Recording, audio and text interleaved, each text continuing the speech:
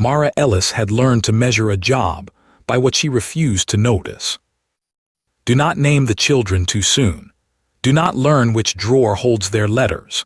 Do not remember which cup belongs to the quiet one, or which window takes the older one's face when sadness drives him from the room.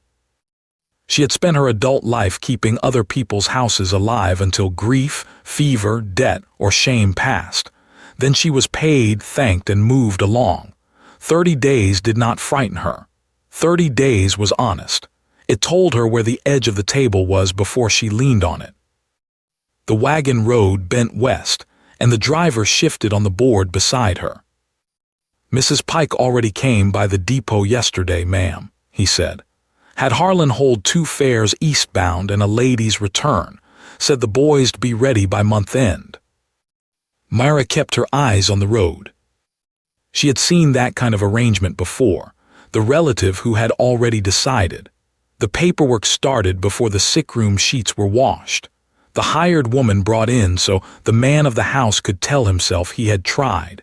A month to make the leaving look less like surrender. She said nothing because a driver did not need her opinion, and Stone Hollow had not yet paid for it. She folded her gloved hands tighter and remembered the rule. She would not name the children. She would not learn the drawer or look for the window. Then Mara Ellis saw the trunks before she saw the ranch house. They stood on the porch at Stone Hollow like 2 stubborn little coffins. The pine corners were scarred white from old travel and new dragging. One had a broken leather strap tied with baling twine. The other had a strip of blue cloth knotted through the handle. It was the sort of marker a child used when he did not trust his own name to be enough. The driver spat into the dust and looked away. "Reckon this is it, ma'am." Myra was already climbing down. It was barely sunup. Thin silver light lay on the corral rails. Through the open kitchen window came ash, scorched paper, and coffee boiled too long. Then she heard a boy's voice say, flat and furious, "If we burn the old ones too, there'll be less to take." Mara crossed the yard without waiting for the driver to fetch her valise. She reached the porch in time to see an older boy, maybe 12, pushing a bundle of letters toward the kitchen stove with iron tongs. He was thin through the shoulders and hard in the face. A smaller boy stood on a chair beside him with both fists clenched. His eyes were bright from too little sleep and too much watching. Neither one looked surprised to see a stranger. They looked like boys expecting the world to take one more thing. The older one shoved the packet deeper into the firebox. Mara put her hand between his and the stove before she had time to think better of it. Heat licked her knuckles. She caught the bundle by the singed twine, jerked it free, and slapped it onto the table. One corner kept smoking. She crushed it under a tin plate. "Those ain't yours," the boy snapped. "No," Mara said, "and they aren't the stove's either." The smaller boy stared at the smoke curling up from the blackened paper. "Aunt Lenora said we ought to pack anything worth keeping." Mara turned then and saw the rest of the kitchen. A chair lay on its side. Yesterday's biscuits sat hard and yellow in an open pan. A coffee pot had boiled over and dried in a dark crescent on the stove lid. A flour sack leaned against the wall with one corner burst. White dust spread across the boards and showed every footprint. On the far side of the room, by the sink, stood the man who had hired her. Becket Hale looked as though the work of standing had used most of him. He was taller than she had expected, broad in the shoulders, dark-haired under a black hat he had not removed in his own kitchen. His face was sun-browned and lined too hard. Mara saw decency there, weariness, and a stillness that felt less like calm than damage. "Mrs. Ellis," he said, "you got here earlier than I reckoned." "It appears so." Mara set the rescued letters on the driest corner of the table. "Do your boys often start the day by burning family papers?" The younger one sucked in a breath. The older one set the tongs down so hard they rang against the stove. Beckett's jaw flexed. "Sam, Eli, go wash up." Sam did not move, We're packing. You're washing, Becket said. It was not loud, that made it worse. Eli slid off the chair first. Sam held on another second. Mara could see that defiance was all that kept him from looking frightened. Then he shoved past her, shoulder tight with anger, and went to the basin. Eli followed and sniffed hard, as if he had decided he would not cry where anybody could name it. Mara took off her gloves. If I'm to work here for a month, I'd rather begin with breakfast than a funeral. Becket looked at her properly for the first time. His eyes were gray, clear, and tired enough to make her cautious. You want to leave, I won't blame you. Mara looked past him through the kitchen door. The yard was weed-dry. The stable roof needed patching. Split wood stood half-stacked, as if someone had stopped believing winter would come. The ranch had stopped in the middle of itself. She hung her bonnet on the peg by the door, set her valise under the bench, and rolled up her sleeves. No, she said, I just got here. She sent Eli for fresh water and told Sam to stand the fallen chair upright. He glared at her as if she had insulted an honored ancestor, but he did it. She moved through the kitchen the way she always had through frightened places. She refused to let fear decide the order of things. She scraped the burned coffee, set a fresh pot to brew, swept the flour back into use, and mixed new biscuits while the boys washed in resentful silence.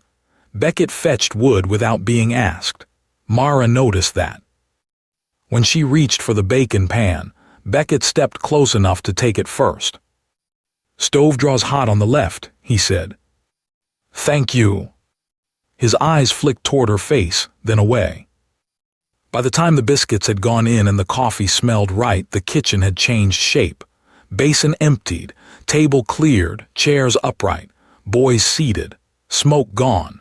Houses recovered that way when they recovered at all. Mara untied the singed packet and spread the rescued letters near the window to dry. Most were kitchen receipts and family notes in a woman's neat hand.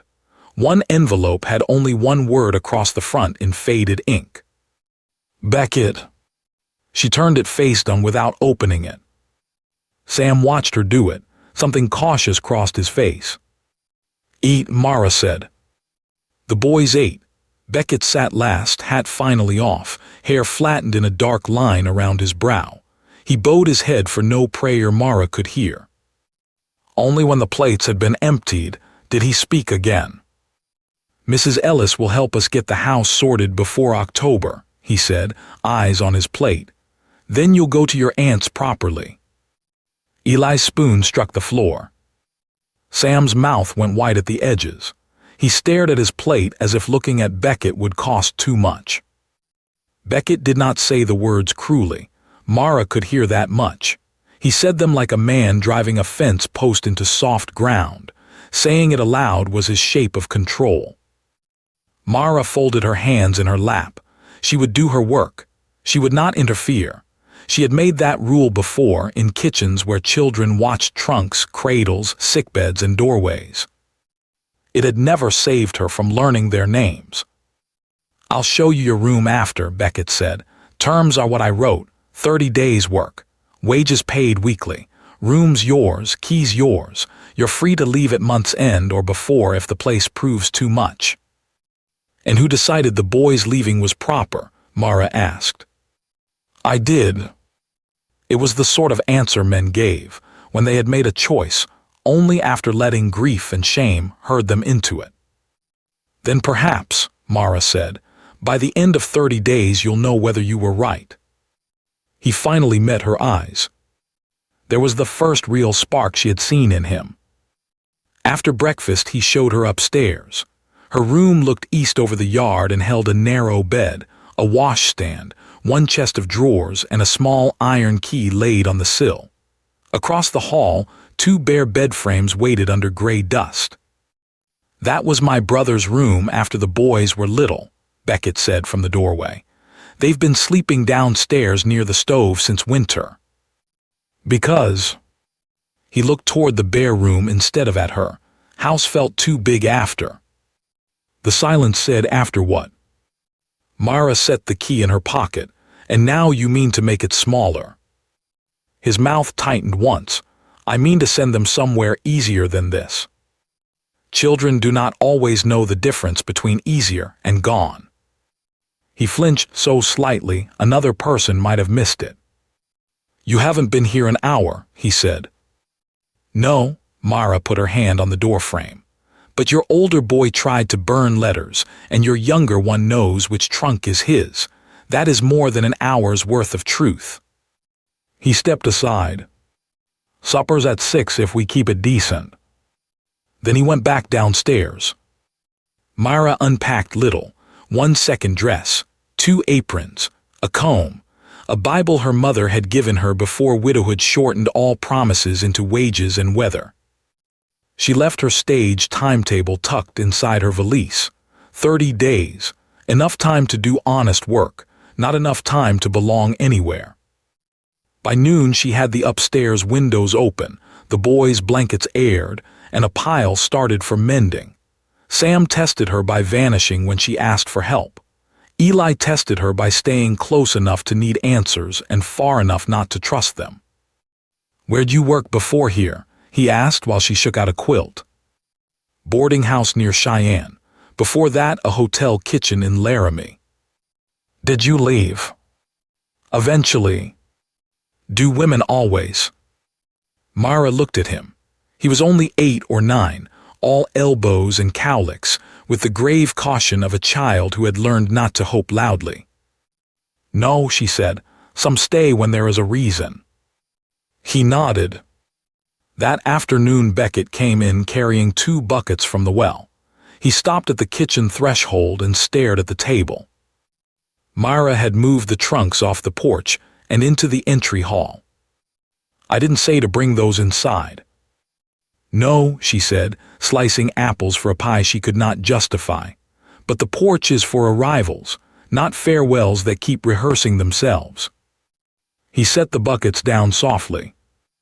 You have a way of speaking plain without sounding mean. Practice. His mouth almost bent. It was not a smile, it was the memory of one. Sam came in from the yard and stopped dead when he saw the trunks no longer lined up by the door. Where are they going? He demanded. Nowhere, Mara said, for today. He looked past her to Becket. Beckett's hand tightened on the bucket handle. For today. It was a poor promise. Lenora Pike arrived the next morning in a dark green walking dress too fine for ranch dust.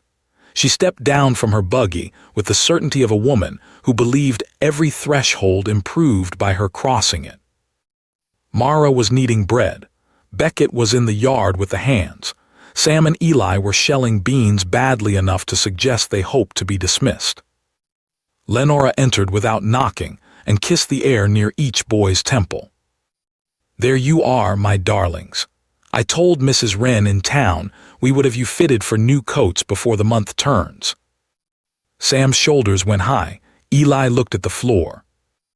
Lenora's gaze slid over Mara's rolled sleeves, flowered hands, and plain brown work dress. You must be Mrs. Ellis. I am Lenora Pike, family of a sort. She smiled without warmth. We are grateful you could come on such short notice. A place like this does better with capable temporary help. There it was, temporary placed neatly as a knife. Mara wiped her hands on her apron. I was engaged for 30 days. Exactly. Lenora glanced toward the entry hall where the trunks were just visible. Children need consistency, and men in mourning often confuse kindness with permanence. We find it gentler not to. Sam's bean snapped in half between his fingers. Mara kept her voice even. Then it is fortunate I was hired for work and not confusion. Lenora's smile sharpened. How brisk. Becket came in from the yard then, carrying the smell of sun and horse sweat with him. Lenora. Becket. She turned toward him at once, softening herself as polished women did when they wanted a room to think them patient. I only stopped by to remind the boys about the eastbound schedule. Pastor Webb has written to the schoolmaster in Casper. Their trunks ought to stay ready. It helps children if the future is not hidden from them. Becket stood very still. Mara saw then that his silence was not absence. It was defense grown habitual. He used it the way other men used fists, sometimes against the wrong enemy. "The boys know the schedule," he said. "Do they?" Lenora laughed lightly. "Eli asked whether he must take his fishing pole. Sam wants to carry his mother's chest himself." Her eyes moved to Mara again. "One tries not to let hired women encourage false attachments. It makes every leaving worse." For the first time Sam looked straight at Mara, not at her hands or apron or the work she represented, at her. Mara could read the question in that look. She set the bread bowl down. "Mrs. Pike, if your concern is the boys' tenderness, perhaps speak less of departure while they are still eating breakfast." Lenora's brows rose. Becket's head turned sharply. Eli made a sound close to a laugh and hid it in his sleeve. Lenora did not lose composure. Women like her never did in the first round. "I see. You mean to run a moral kitchen as well as a practical one." "I mean to run a quiet one." Lenora gathered her gloves from the table. "Of course. Well, I will send over the clothier's measurements tomorrow. And Becket, please remember that the South Meadow lease must be settled before the boys leave. It would be simpler if everything moved in one clean direction." She smoothed one glove finger. "The Garfield arrangement on the South Meadow has been quite productive. A pity to disrupt it over sentiment." At that Becket's face changed, only slightly, but Mara saw it. The meadow mattered and Lenora had more than good order tucked inside her concern. Lenora kissed the air again, and left behind the smell of lilac water and control. The moment the buggy wheels faded, Sam shoved away from the table and went to the entry hall. Mara heard trunk would scrape across floorboards. Becket closed his eyes once. "Sam," he said. The boy dragged both trunks back onto the porch. Mara went on shaping loaves. Pity at the wrong moment was only another form of spectacle. By the end of the week Stone Hollow began to remember itself. Not grandly. The roof still needed mending. One hinge on the pantry door sang every time it moved. Becket still carried weariness like a second coat, but there were curtains washed and rehung. There were clean shirts folded in drawers instead of over chair backs. There were meals that happened at the same hour twice in a row. Eli quit sleeping with his boots on. Sam started wiping the table after supper without being told. She opened the upstairs room that had belonged to the boys' parents and moved the recipe chest there to sort it. The cedar inside still held the faint scent of cloves. Between recipes for molasses cake and pickled beets, she found receipts, seed orders, and household math in Ada Hale's hand. Ada had kept Stone Hollow alive through numbers and stubbornness. At the bottom of the chest, wrapped in a blue ribbon, lay the sealed envelope she had saved from the stove. "Becket." She touched the edge of it and withdrew her hand. "Not yet." She heard Sam in the hall outside and shut the chest before he stepped in. "Need that moved?" he asked, chin tipped toward the box. "Only if you have room in those long arms of yours." He made a face meant to show he did not care for praise. It failed. He carried one end while she took the other. Together, they moved the chest back downstairs to the kitchen corner where living things belonged. That same afternoon, Mara walked to town with Becket for flour, lamp oil, and nails. Cedar Junction had a depot, a church hall, a mercantile, and enough storefront polish to make Lenora feel civilized. They were not scandalized looks. They were not curious. They were worse. They were the weighing looks people turned on women who worked in other women's kitchens. Such women could be trusted with labor, not future. Mrs. Wren at the mercantile wrapped the flour and said, "We hear the Hale boys will be in town proper by September. A mercy. That ranch house has always been too lonely." Becket said, "Has it?" "Well," Mrs. Wren smiled at Mara, "at least the poor things have you for the month." For the month. Mara had lived half her adult life inside phrases like that. She took the ledger paper she had asked for and turned to the seed packets without answering. Becket was beside her a moment later. He set down flour, nails, onion sets, late beans, and a new pencil. "Those weren't on the list," she said. "Maybe they should have been." She looked at him. He had only bought things that assumed a house would keep growing food after 30 days. That touched her more than a compliment might have. At the depot on the way back, Harlan Finch leaned from the ticket office window. "Hale, your sister's folks still taking the boys east. Mrs. Pike had me hold 2 fares and a lady's return." Beckett's shoulders set. "Hold them if she paid." Harlan's brows rose at Mara, curious now in a different way. Mara climbed into the wagon without speaking. On the drive home, she did not ask whether Becket had decided, or only stopped deciding against it. That evening supper was stew, fresh bread, and pie. Sam ate 2 slices without apology. Eli laughed when Becket spilled gravy on the table and looked offended. The sound stopped everyone. Eli went pink. Becket stared at the boy as if someone had rung a bell in an empty house. "You'll spoil him," Sam muttered at Mara. "From what I can see," she said, "he was already spoiled by nature. I am merely feeding the condition." Sam smiled then, brief and unwilling. After the boys had gone up with their lantern, Becket stayed at the table with his coffee gone cold between his hands. "I haven't heard that in months," he said. "What?" Laughter that didn't sound apologetic. Mara folded the dish towel over the clean plates. "Children do not laugh well where they are half-packed." He looked down at his hands.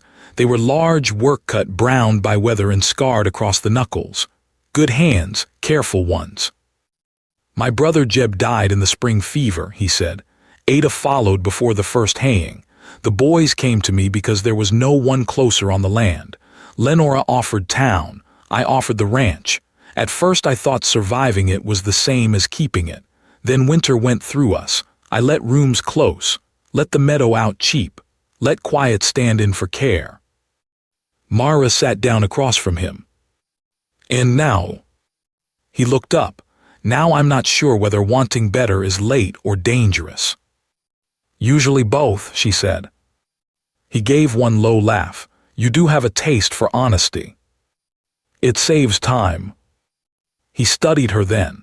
Not the way a man measured a servant's efficiency. Not the way a lonely man mistook proximity for permission. "Why did you come?" he asked. Mara glanced toward the stairs.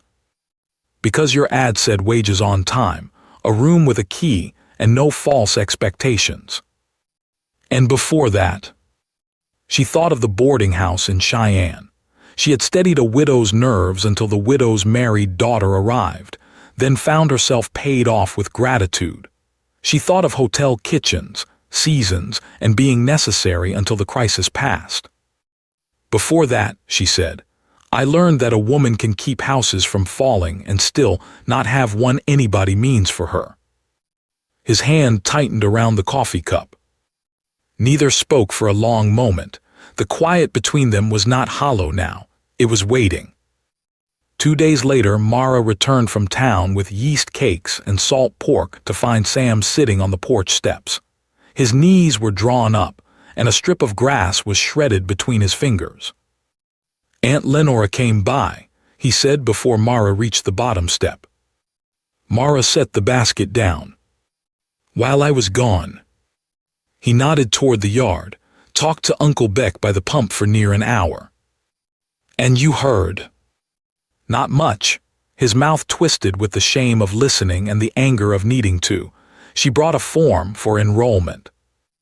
Mara looked toward the pump. Becket stood with his back to the house, one hand braced on the handle. His stillness told her enough. "What did your uncle say?" she asked. Sam shrugged, but his throat worked hard. He didn't say no. There were moments when a hired woman could make a house worse by rushing at the truth. Panic wanted speeches. Care often required supper. So she picked up the basket and went inside. She made beans with salt pork, fried the last apples in butter, and let the boys hear pans striking the stove in a steady rhythm. All the while, the enrollment form sat somewhere in the space between them. Mara did not ask. Not yet. That evening, Becket returned from the yard with a merchant's ledger sheet folded in his pocket and defeat in the line of his shoulders. What happened? Harlan cut my autumn credit in half. Says if the boys go east and Lenora takes over the school arrangements, half the ranch account will shift through town anyway. Meadow lease renews with her if I don't work it myself. Folks think I ought to stop pretending Stone Hollow is a family place and make it what it is. And what is that? His mouth hardened. A ranch run by one man with too many graves behind him. Eli, shelling peas at the table, had gone very still. Mara sent him upstairs with a book. Do not say such things where children can use them against themselves, she said. It's truth. No, she set the knife down. It is fear wearing a sensible hat. He stood so abruptly the chair legs scraped. For one startled second, she thought he would answer in anger. Instead, he dragged both hands through his hair and turned away. You think I don't know what they're hearing, he said. You think I don't see Sam sleeping with one boot on or Eli asking what can fit in a trunk? I see it. That's the trouble. He faced her again. If I keep them here and fail them, that's on me. If I let Lenora take them somewhere with schools and church socials, maybe they get more than I can give.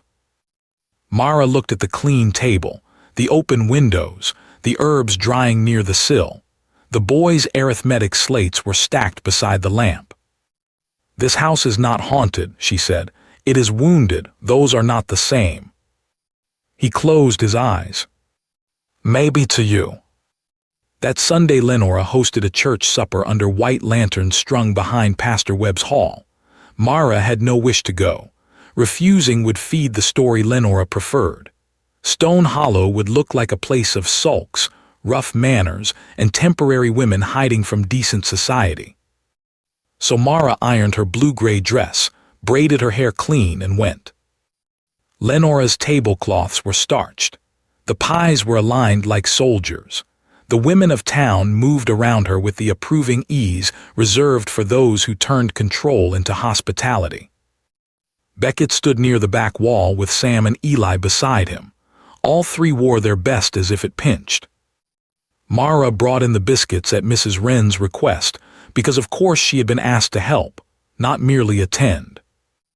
Halfway through, the meal Lenora rose, with a glass of lemonade in her hand.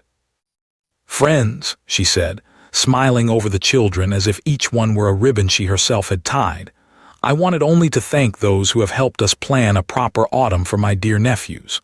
Grief can keep good people in rough places too long. We must be brave enough to move children toward what is settled, educated, and permanent.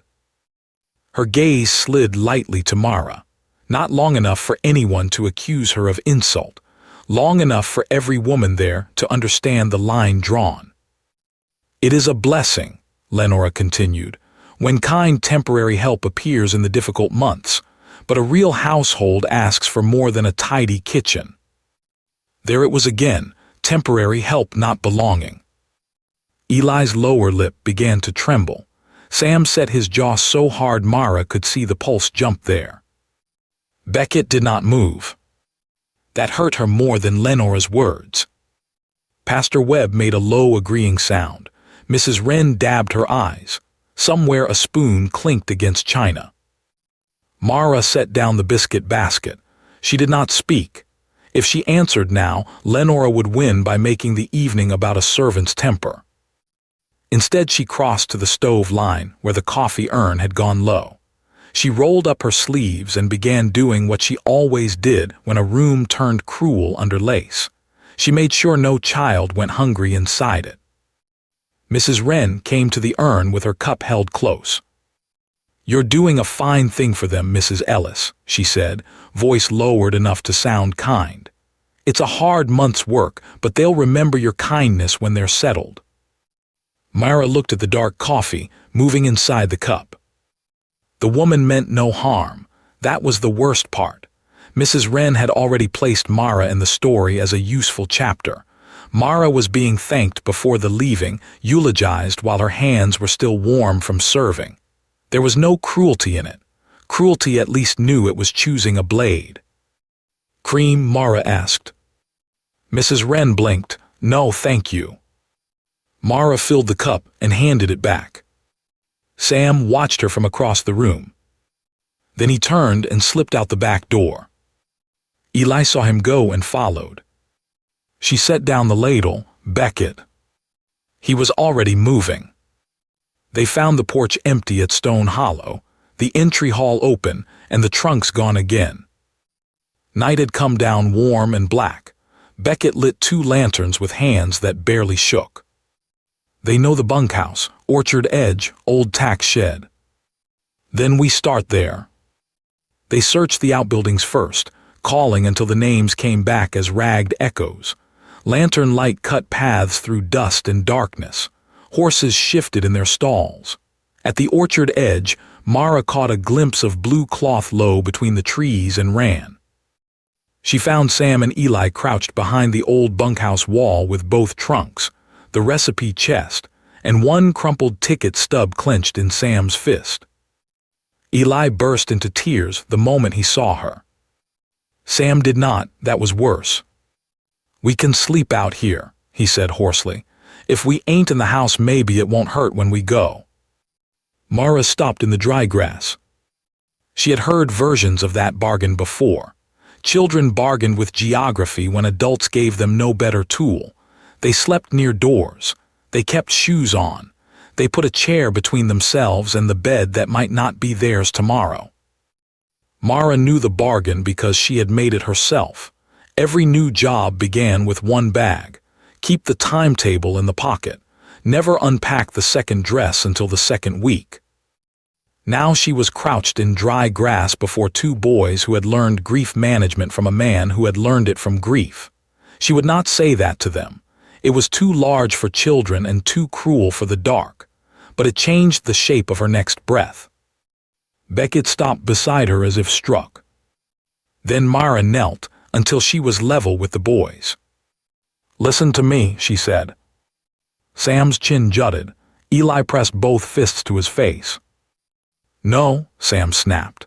"Aunt Lenora said if we make it easier, Uncle Beck won't have to feel bad. She said women like you always leave when a place gets hard again. She said Ma knew Stone Hollow wasn't fit to keep children without a real lady in it." Myra's blood went cold. Beside her, Becket made a low sound she had not heard from him before. Mara did not name it. She only saw his face change as if the truth had turned and found him. Sam thrust the ticket stub toward him. "If we're going anyway, then just say it."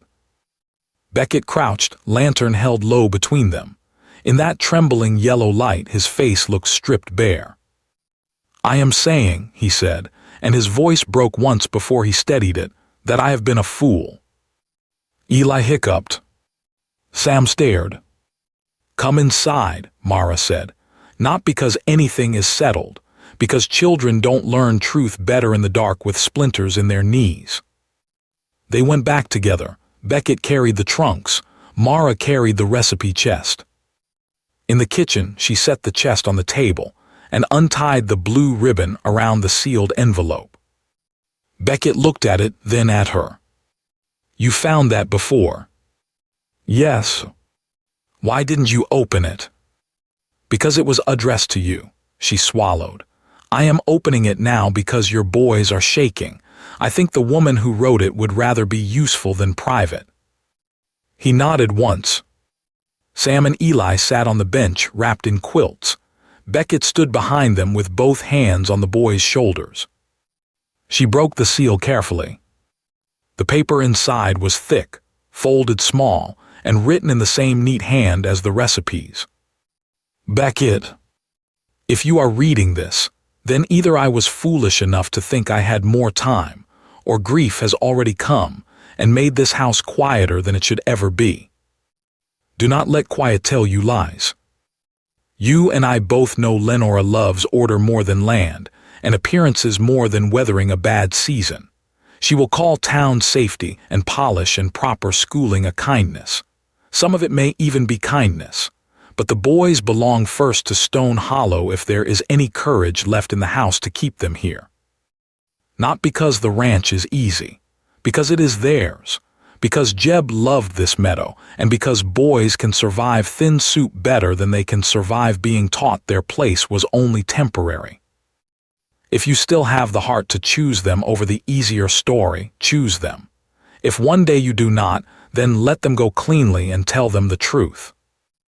And if some good woman ever brings light back into this kitchen, do not insult her by pretending she is only passing through if your soul already knows otherwise. Ada. By the time Mara finished, the room had gone so still the lamp flame sounded loud. Eli buried his face in Becket's arm. Sam was trying not to cry and losing the battle with all the furious dignity of a firstborn boy. Becket read the last lines over Mara's shoulder after she lowered the paper. She felt him there, close enough for his breath to touch her temple, yet the nearness was not what shook her. The hard part was the truth settling through the room. She knew, Sam said. She did, Mara said. Becket took the note with both hands. He read it through in silence. When he reached the line about some good woman, his eyes closed. I thought choosing town meant choosing what I lacked, he said at last. A wife, a school nearby, rooms that didn't remember funerals. He looked at the boys. But what I was really choosing was not to be answerable if you hated me for staying. Sam's face crumpled completely then. We don't hate staying, he said. We hate waiting to hear we can't. That was the lowest point Mara knew even as it happened, not the church supper, not Lenora's smile. This, a boy admitting he had mistaken delay for dismissal. Becket went to his knees in front of them. I am sorry, he said. No excuses, I made you live by my fear. Mara looked away because some griefs deserved privacy, even when they happened in a shared room. When she turned back, Becket had stood. He faced her across the table, Ada's note in one hand, the lamplight striking hard lines into his tired face. You were right, he said. About which part? That the house is wounded, not dead. His mouth moved as if a tired smile nearly reached it, and about fear wearing a sensible hat. For the first time since she had arrived, Mara let herself answer with the full truth. Then do not put that hat on tomorrow morning and call it wisdom. He held her gaze. Come with me to the depot. Why? Because Lenora expects surrender, and because Ada's note does not mean enough unless I do. The depot platform at Cedar Junction smelled of coal smoke, hot iron, and departure. Lenora stood near the ticket office in a traveling suit the color of cream and smoke. The eastbound conductor had given her the deferential attention polished women collected. 2 fresh tags hung from the trunks.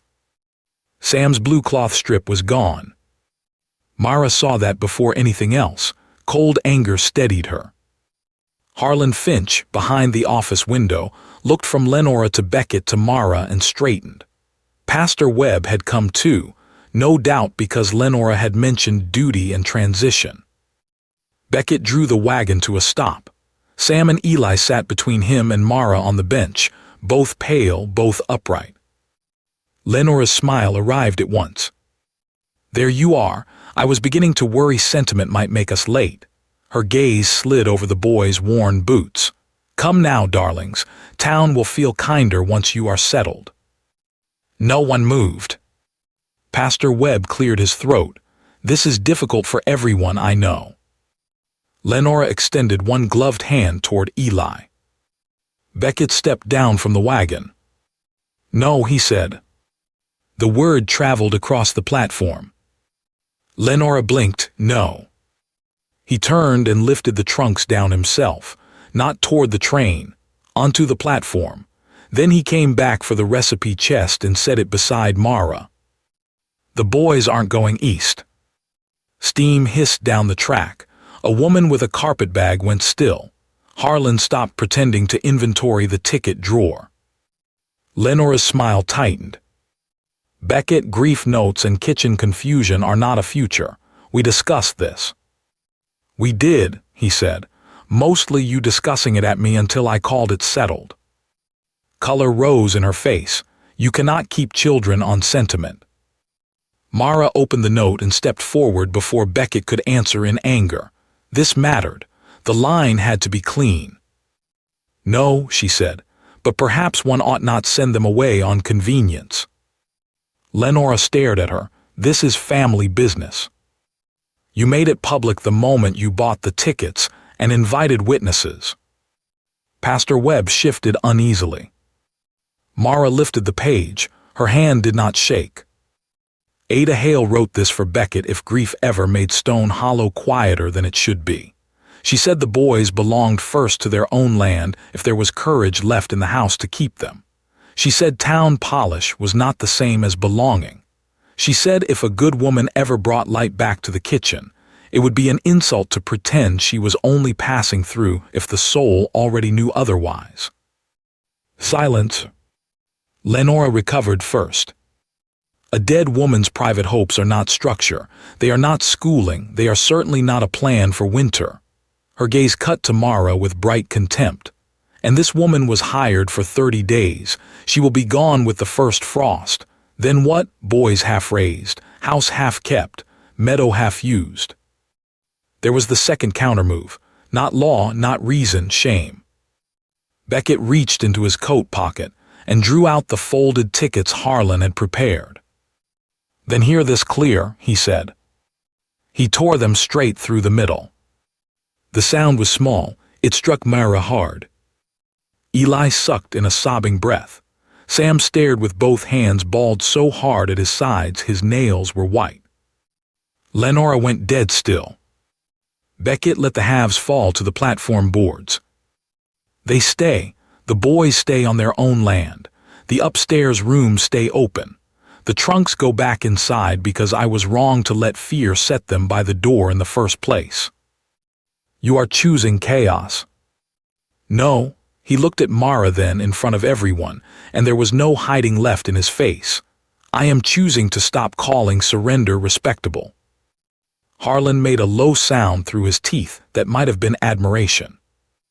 Lenora's chin lifted. And the South Meadow, you cannot work it yourself before fall. The lease keeps it profitable. Or have you forgotten that too? Mara saw Becket's hand flex once before it steadied. He had either expected the blow or learned not to show surprise. I haven't forgotten. I am ending it. You cannot simply end a standing arrangement. I can when the arrangement was made for my convenience and not the boys' good. You'll have the final payment through this week. After that, the meadow comes back under Stone Hollow's hand. Sam's old enough to learn fence lines. Eli's old enough to learn what staying means.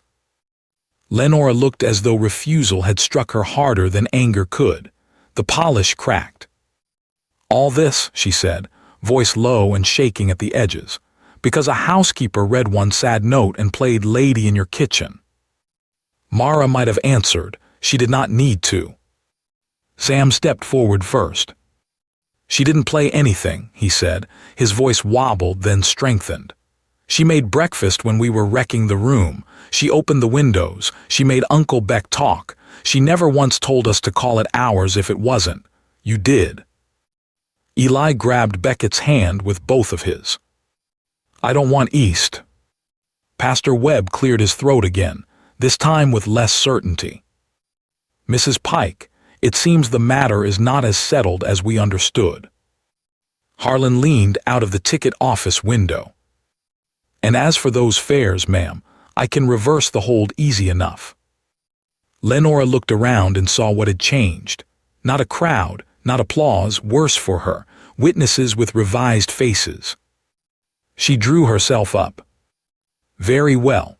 If Stone Hollow wants to persist in hardship, I will not beg to be useful. Becket's answer was calm now. Visits by invitation, he said. For the boys' sake, not control. The lease papers can go through Harlan before Thursday." Her eyes widened. "You would shut me out." "I would shut out the part of you that keeps children half-packed." That was the visible cost. On the depot platform, Lenora lost the boys she had already begun speaking for. She also lost the meadow she had treated as nearly hers. She turned without another word and walked to her buggy with her spine held so straight it looked painful.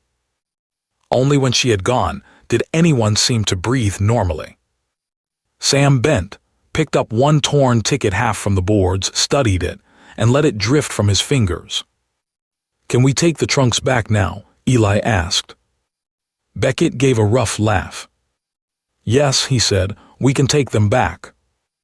The trip to Stone Hollow felt unlike any ride Mara had taken in years. Not triumphant, too quiet for that, but steady. The boys carried their own trunks upstairs. Sam took the larger one to the room across from Mara's and set it down with ceremony, as if placing a claim. Eli put his at the foot of his bed and began unpacking marbles, a slingshot, 2 shirts, and a carved horse with one ear chipped. Mara stood in the hallway and watched, one hand on the banister. Becket came up behind her, stopping far enough back to remain decent and close enough for her to feel the weight of what had changed. "Thank you," he said, "for reading a letter. For not letting me hide behind it," his voice lowered, "and for every other thing you did before that." She turned. Without the depot noise around them, the nearness felt larger. The upstairs window let late gold across his face. He still looked like a man with grief in him, only now grief no longer held the whole claim. "I meant what Ada wrote," he said. "Not because she wrote it, because she was right before I was, about the house, about the boys, about—" He stopped, then began again with visible effort. "About you not being passing help just because I was too frightened to say otherwise." Myra looked down the hall toward the open room where Eli was singing badly to himself, while unpacking buttons into a drawer. "You have known me 12 days. I know enough." "Enough for what?"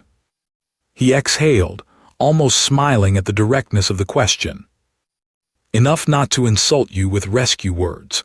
Enough to know I do not want this house to go back to what it was. Enough to know I hated the sound of your return fare." She did not save him from the next part. "And enough," he said, "to ask nothing of you today except honesty." That was wise, more than a plea would have been. "Then here is mine," Mara said. "I was going to leave after Roundup if you sent them east. Not because I wanted to, because I could not keep building rooms for people determined to walk out of them. I have done that before." His face tightened. "I know. Do you?" "I do now." They stood a moment longer while the house made ordinary sounds. A drawer slid shut. A floorboard settled. Downstairs the kettle began to hum. "Come see the South Meadow before dark," Becket said. "After supper," Mara said. "The boys need food more than declarations." His mouth moved. "Fair." That evening before supper, Mara went upstairs alone. The boys were in their room, arguing over which drawer should hold the marbles.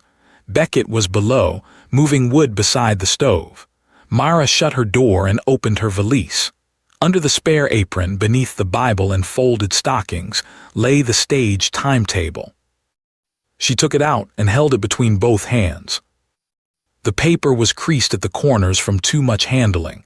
Women like her kept timetables the way other women kept prayers, out of habit, out of caution, out of knowing any room with a door could open both ways. She did not tear it. She did not throw it into the stove. She put it back. Not because she planned to use it, because survival and leaving first had once looked too much alike.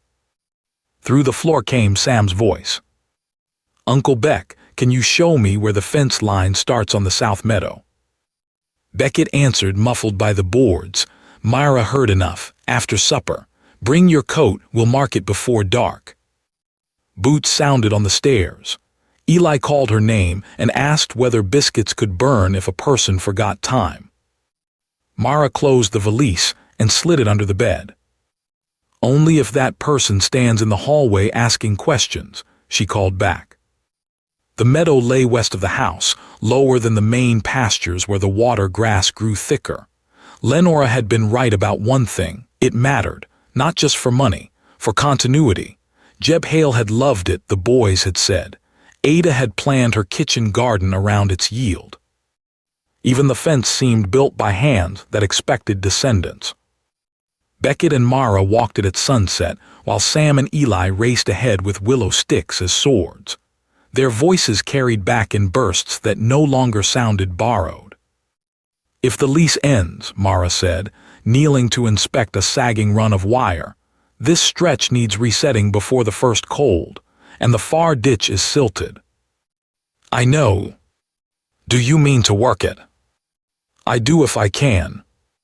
She stood. "You can, but not alone." He looked at her, and this time there was almost no sadness in it, only earnestness so steady it made her chest ache. "That is what I hoped you might say." The sun had dropped low enough to bronze the field. On the ridge behind the house, the windows caught light and gave it back warm. Stone Hollow no longer looked stopped in the middle of itself. Becket took off his hat and turned it in his hands. "I will not ask you to decide your life in one evening," he said. "You've had enough of other people making speed sound like certainty, but I am asking something." "Go on." "Stay past the 30 days because you choose to, not because we need rescue. Help me plan the winter stores and the meadow and the boys' schooling here. Let me court you plain and slow, with room for you to say no. I don't want a patch for the house, Mara. I want the chance to build a future with the woman who taught it to breathe again." It was not polished. Thank God for that. Polished words had ruled too much of this story already. Below them, Sam shouted because Eli had fallen in the grass and was laughing too hard to get up. Mara looked toward the house, then the meadow, then the man standing bareheaded beside her. She thought of the timetable tucked in her valise upstairs. She thought of the fresh ledger paper Becket had bought in town, before he had any right to assume she might use it. She reached into her skirt pocket and drew out the folded supply list for next month. Flour, lamp oil, fence staples, onion sets, school copybooks, flannel before frost. "I suppose," she said, "that if I am to help plan a winter, I shall need more than 30 days. He went still. "Is that a yes?"